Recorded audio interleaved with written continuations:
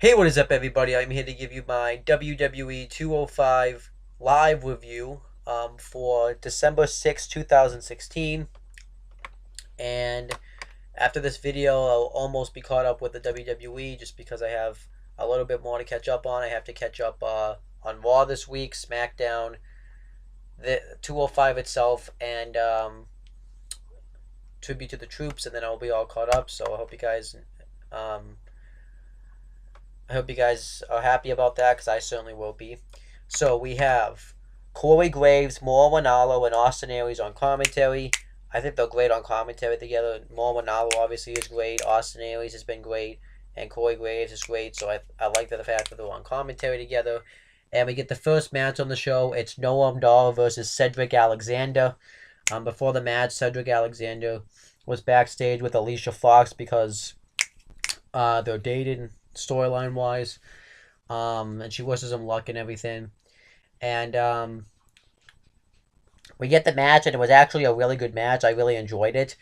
Cedric Alexander hits a drop kick, setting Noam Dar outside the ring, and then he tries to go for a his flip dive that he likes to hit, but then Noam Dar ducks down, which I thought was a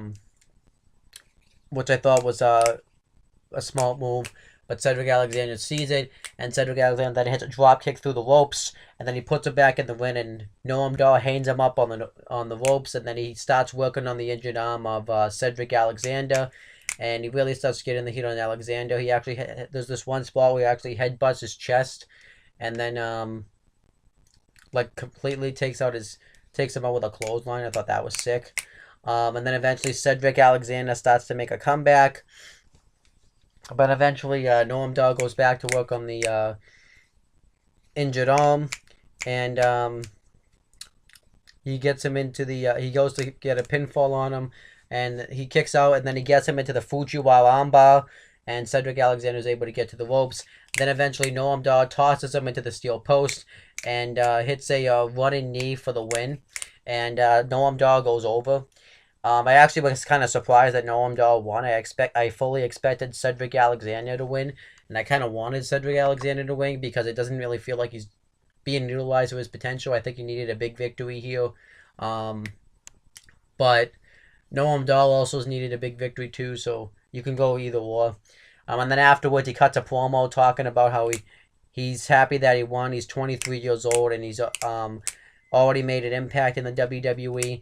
And he says that he's going to dedicate his victory to Cedric Alexander's girlfriend, Alicia Fox. And afterwards, this pisses Cedric Alexander off. So I kind of like the heel heat that he did afterwards, I guess. But it's like, I really just don't like the way they're using Cedric Alexander.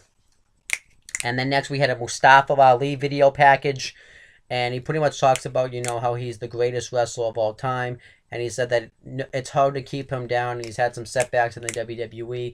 But he's going to rise up, and he said that he would be willing to kick anybody's teeth down their throat. I actually thought this was a very good video package, and I've seen a few of Mustafa Ali's matches, and I actually think he's a pretty solid talent, so I actually kind of can't wait to see what they do with him. And then Rich Swan's backstage, and TJ Perkins comes up and wishes him luck in his Cruiserweight Championship match, and he says that he's been having a lot of luck lately, and he says that but you beat the Brian Kendrick last week through skill, but but when you beat me, you got a little. And he's like, I'm just gonna leave it right there. So it was kind of like kind of like not really kind of teasing some tension between them, but like friendly competition type of tension. And then we had Arya Daivari versus Jack Gallagher for the third time. I thought this match was the best out of the three that they've had. Thought it was pretty okay. And Arya Daivari spends much of the matchup targeting Jack Gallagher's leg. And then Jack Gallagher starts to make a comeback. And he can't really hit the dropkick in the corner. So Arya Daivari takes out his leg. And he he hits a running kick right to the back of his leg. And then he hits a frog splash for the win. I was fine with this because you needed to have Arya Daivari win to follow up that attack on Jack Gallagher. So I thought this made him look really strong. and I think this feud's gonna. I think this is a feud. I'm not exactly sure, but I think this feud itself is gonna continue, so I'm fine with it. And then we have a video package for Lince Dorado hyping up his future debut at WWE 205 Live. And then the Brian Kendrick got interviewed, and he talks about how the Rich Swan's been getting lucky when he's beating him. He said that he was dealing with a ton of things, and it just sounds like he's really making excuses. And he said that, but you know what? It was really nice of him to dedicate his victory to his mom. And he says that tonight, when the Brian Kendrick wins the Cruiserweight Championship, he's going to dedicate the victory to himself. And then we had the main event. It was a Cruiserweight Championship match. Cruiserweight Champion Rich Swann versus the Brian Kendrick with T.J. Perkins on commentary. And I really enjoyed T.J. Perkins on commentary because Corey Graves and mainly Austin Aries were really owning him on commentary. They were taking jabs at him. I thought that was awesome. But this match was really good. I really enjoyed it. I thought this match, I think this has been the best match that they've had so far. Rich Swann ends up hitting a drop kick, which knocks Kendrick out of the win. And then he hits a drop kick through the ropes, and he goes to put him back in the ring, but then Kendrick hits the sliced bread too while he's on the outside, and he goes off the barricade. I thought that was sick when he tries to get the victory, but Swann kicks out, and then Kendrick hits a Phone Nelson German suplex on Swann.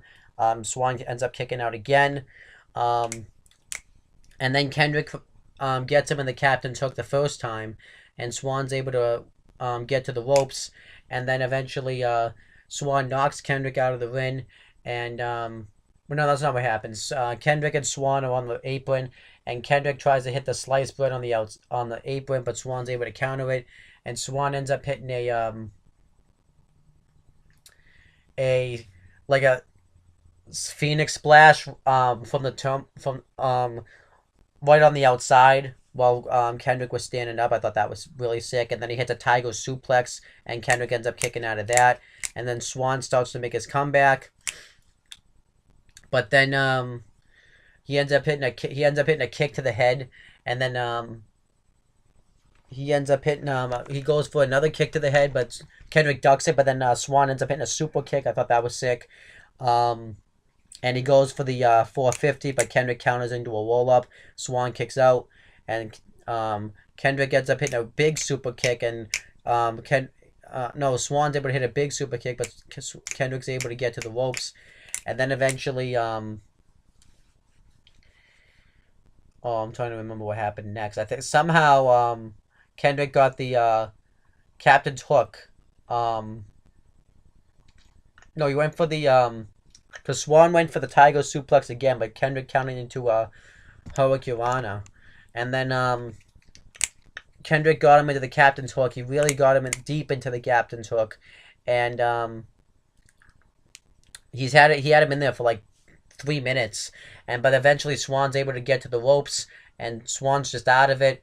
And Kendrick and Swann fight on the outside. And Kendrick tries to go for the and Swann tosses Kendrick into the turnbuckle, and Swann goes to charge on him, and Kendrick takes him out right into the turnbuckle, and he ends up getting, and you think he's knocked out. I thought that was sick. And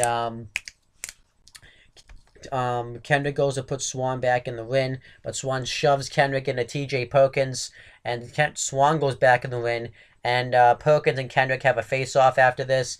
And then Kendrick gets back in the ring and gets hit with a roundhouse kick right under Swann for the victory. And Swann ends up keeping the Cruiserweight Championship.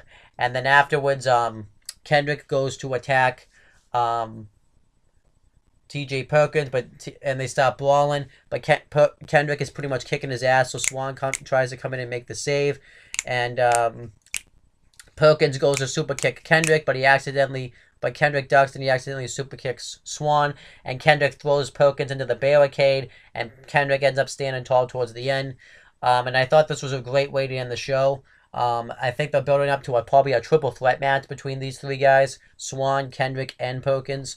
But overall, I thought this episode of 205 was pretty okay.